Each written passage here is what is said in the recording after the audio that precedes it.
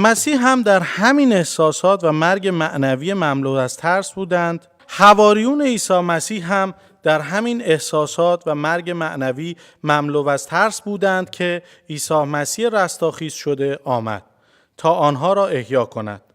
خود من سالیان سال از خداوند نشانه‌های حضور و عشق او را طلب می‌کردم، اثباتی که خداوند وجود دارد. می‌خواستم مطمئن شوم که خدایی برای خودم بر اساس آمال و آرزوهایم خلق نکردم. لذا داستان اعتقادی من با شک و تردید آغاز و منتها به یک سفر 7 ماهه به اسرائیل و فلسطین مقارن با انتفاضه دوم گردید. در این سفر شاهد انفجار بمب‌ها در خیابان و کشتار صدها اسرائیلی و فلسطینی بودم. چندی ماه پس از بازگشت به آمریکا روزی شخصی از من پرسید زمانی که در اسرائیل بودی نترسیدی؟ با خودم فکر کردم، فهمیدم نه، نترسیده بودم.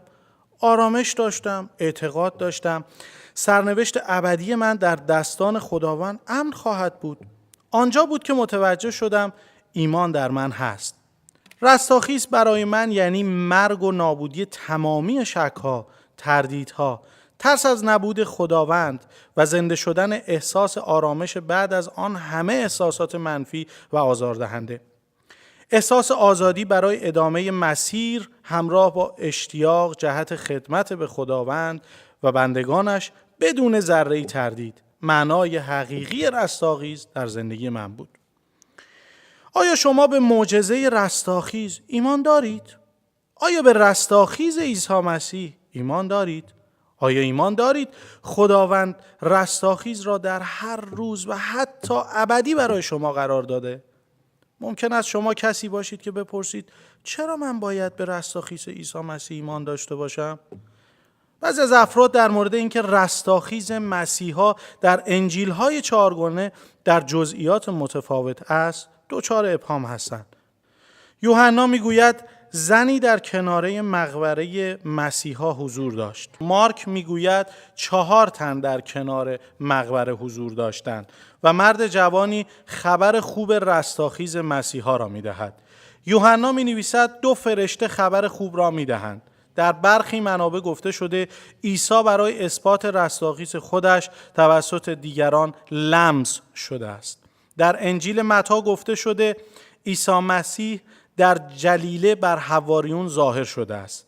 در انجیل لوقا آورده شده که مسیحا در اورشلیم بر حواریون ظاهر شده است.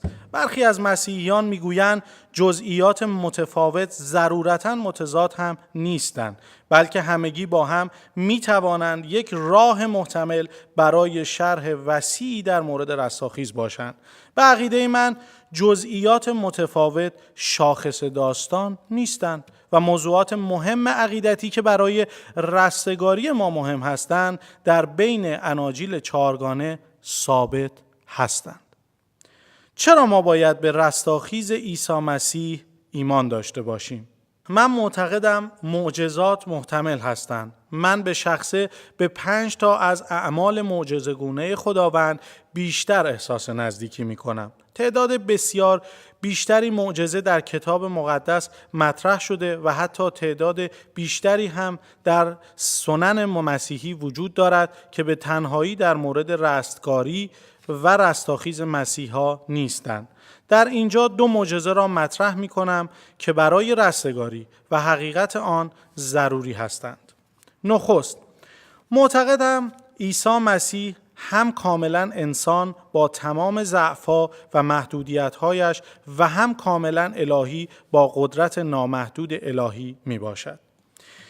عیسی باید این شخص منحصر به فرد برای عملکرد نجات بخش بازگشت بشریت به رابطه با خداوند باشد. اگر مسیحا خصوصیات بشری و الهی را با هم نمی داشت، نمی توانست انسانیت و الهیت را با هم بیاورد. دوم، معتقدم به مرگ و رستاخیز معجزه‌آسای مسیحا. اعتقاد دارم به مرگ کامل عیسی مسیح به عنوان آشکارسازی حقیقی بعد انسانی مسیحا و محدودیت‌ها و ضعف‌ها و شرایط بشری او. معتقدم مسیحا از مرگ به پا خاست و دوباره زنده شد که نشان بدهد او بر شرایط انسان که از خداوند توسط مرگ به دور افتاده است غلبه کرده است.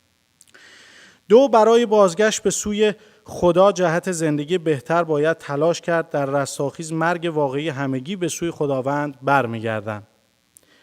عیسی نیاز دارد آنچه هست باشد و همچنین نیاز دارد انجام دهد آنچه انجام داده است. در غیر این صورت مسیحیان نمیتوانند وعده های رستگاری و زندگی ابدی را که همکنون ادعا می کنند را مدعی شوند.